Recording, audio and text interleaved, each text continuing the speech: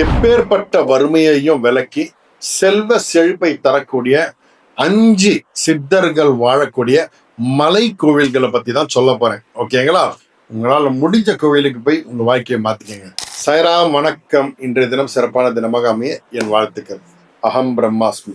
தெய்வ வழிபாடு அப்படின்னாலே சித்தர்கள் வழிபாடும் அந்த இடத்துல சேர்ந்து வந்துடும். சமமா அவருக்கு சித்தர்களோட வழிபாடு நம்ம இந்தியா நாட்டுல இருக்கு. ஓகேங்க, குறிப்பிட்ட தமிழ்ல ரொம்ப அதிகம். நம்ம இந்திய தேசத்திலேயே பாத்தீங்க வச்சுக்கோங்களேன், சித்தர்களுடைய ஜீவ சமாதியை தேடி போகக்கூடிய மக்களுடைய எண்ணிக்கை நாளுக்கு நாள் அதிகமாயிட்டு தான் இருக்கு. காரணம் என்னன்னா, எளிமையாக அவர்கள்கிட்ட இருந்து நம்மளுடைய பெனிஃபிட்ஸை எடுத்துக்க முடியும், தரித்திரத்தை விளக்க முடியும், செல்வ செழிப்பை கூட்டிக்க முடியும், சர்வ ஞானத்தையும் அடைய முடியும். அஷ்டமா சித்திகளை கத்து மக்களுக்கு கொடுத்த சித்தர்கள்னா சாதாரண விஷயமா? ஓகேங்களா? அவங்க சமாதிகளை போய் பார்க்கறதே பாக்கியங்க. நம்பர் 1, முதல்ல பொதிகை மலை. ஓகேங்களா? சித்தர்கள்ல தலைமை சித்தர் சொல்லக்கூடிய அகத்திய மகாமுனிவர் வாழ்ந்த இடம் அது. அவருடைய சமாதி இருக்கக்கூடிய இடம் இது ஒண்ணு. ஓகேங்களா? அந்த சித்தர் அகத்தியர் பார்த்தீங்கன்னா இந்த இடத்துல இருந்துதான் பலவிதமான ஞானங்களை அடைஞ்சு மக்களுக்கு கொடுத்தாரு. அவ்வளவு ஒரு விசேஷமான இடம் இது. ஓகேங்களா? இந்த பொதிகை மலைக்கு போற பக்தர்கள் இருக்காங்களா, அங்க பல அதிசயங்களை உணர்ந்திருக்கிறதா சொல்லியிருக்காங்க. அவ்வளவு விசேஷமான இடம் ஒண்ணு. 2வது பழனிமலை. பழனிமலையில போகர் சித்தருடைய ஜீவ சமாதி இருக்கு. நீங்க முருகரை பார்த்துட்டு வெளியே வரும்போது அவருடைய சமாதியை பார்க்கலாங்க. ஓகேங்களா? அவர் கும்பிட்ட சாமி எல்லா சிலைகளும் அங்க வச்சு கும்பிட்டு இருக்காங்க இன்னைக்கும். இங்க தங்கிதான் நவபாஷான முருகர் சிலையை செஞ்சு உள்ள பிரதிஷ்டை பண்ணியிருக்காரு போகர் சித்தர்.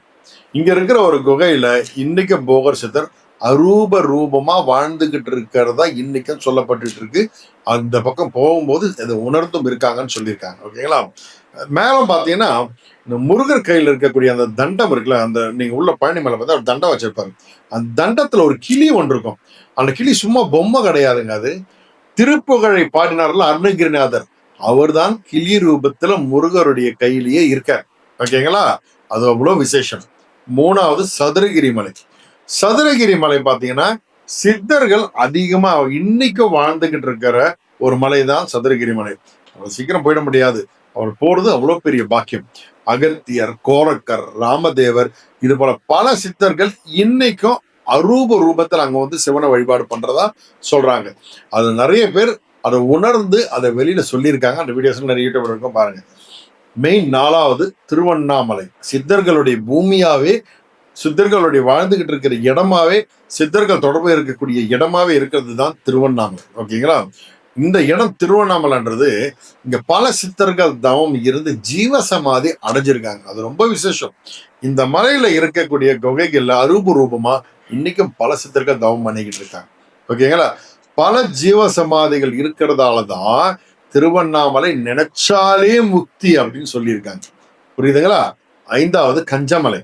சேலம் மாவட்டத்தில் இருக்கக்கூடிய கஞ்சமலை சித்தர் அப்படின்னு சொல்லக்கூடிய காலாங்கிநாத சித்தர் அவர் வாழ்ந்து ஜீவசமாதி அடைந்த இடம் அது.